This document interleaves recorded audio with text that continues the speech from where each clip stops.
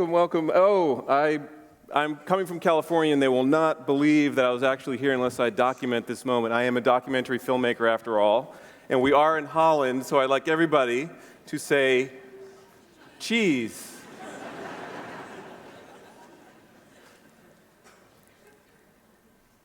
I'm a documentary filmmaker, and of course, filmmakers love cameras, and I'm especially enamored of this one right here on the crane, and these all around the room, but it's not quite enough for me, so I brought Patrick here, my entourage. He goes everywhere I go, to document me. And cameras are, for me, a symbol of power that the filmmaker can use to tell a story. And from my time graduating film school in 1999, I always believed that film had the power to change things, to change people's hearts and minds, and to affect change.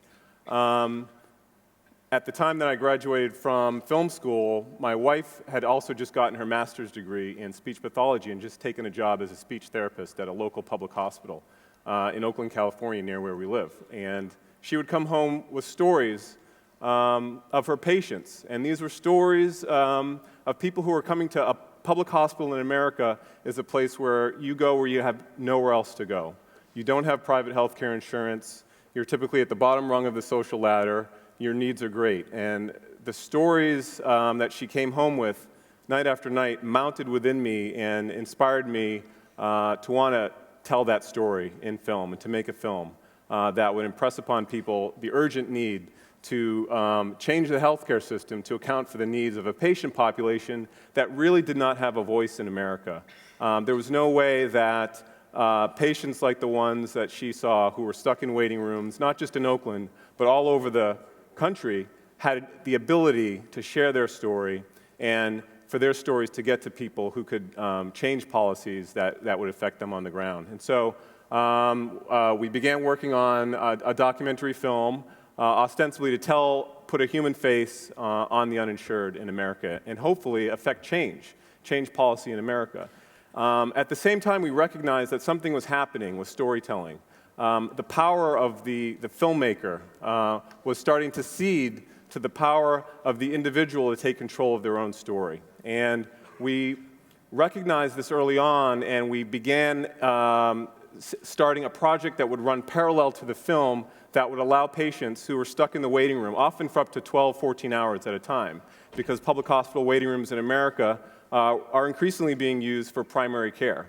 But when you're sitting in the waiting room waiting to see a doctor, you're competing with someone who's coming in who's been shot, who's been in a car accident, who's suffering from a true emergency, and you get pushed to the back of the line. And so we wanted to take that moment of isolation that the patient was experiencing and turn it on its head through storytelling. And we wanted to take our power as storytellers and put it in the hands of patients in the waiting room to bring them more actively into their own health, not only their own healthcare experience, but to take that moment of isolation and disconnection and turn it into a moment of action for that patient. Whether it was just simply expressing themselves or whether it was connecting with another patient, we felt that moment would be therapeutic for the patient. And if we could scale that moment out using technology, social media, interactive technology, that could have a remarkable impact on the patient experience. And we didn't know if we could change the patient's health or improve the patient's health, but we knew that we could improve that patient's experience at that moment, and that could have a profound rippling effect if we could scale that out. The film itself, we saw the role of the film itself as traveling around and getting people talking about healthcare and how the system needed to be changed by putting the human face on the problem. And so as we travel around with the film, we see it as a tool to get people talking about the needs of people who rely on the public hospital system in America and what needs to be changed. But we want the film to just be a spoke on the wheel of a larger interactive media and community engagement project that puts the patient themselves in a much more active role in telling their story. Because that power that the filmmaker has can now be transferred to the individuals.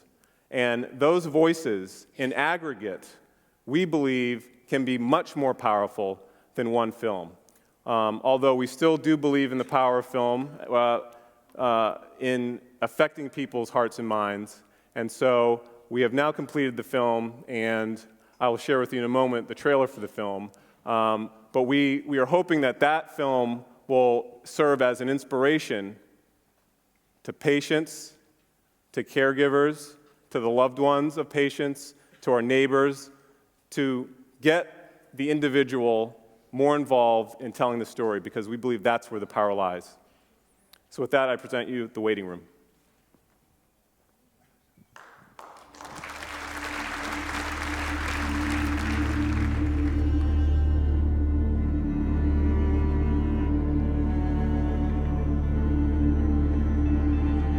You have to wait for the same day in emergency services. No appointment.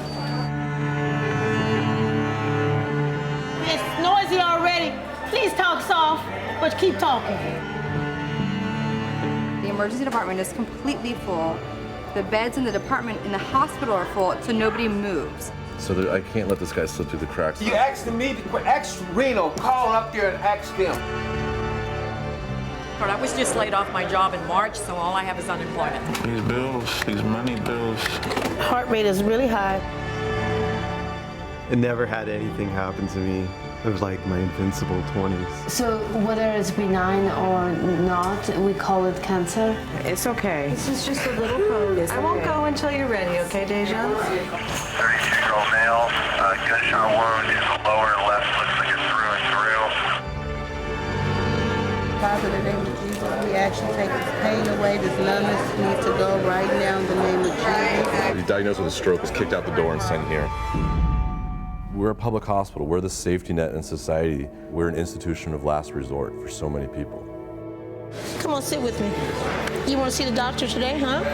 You trying to take the pain? Oh, okay. It's going to be okay, though. So we're putting your DKA in 7, we're putting 7 in 3, we're putting 3 in the hallway. This is my first time being in hospital. All right, well, congratulations. Everyone gets their first. Thank God to them, though. They put me back together. Take care of yourself. Try. Always.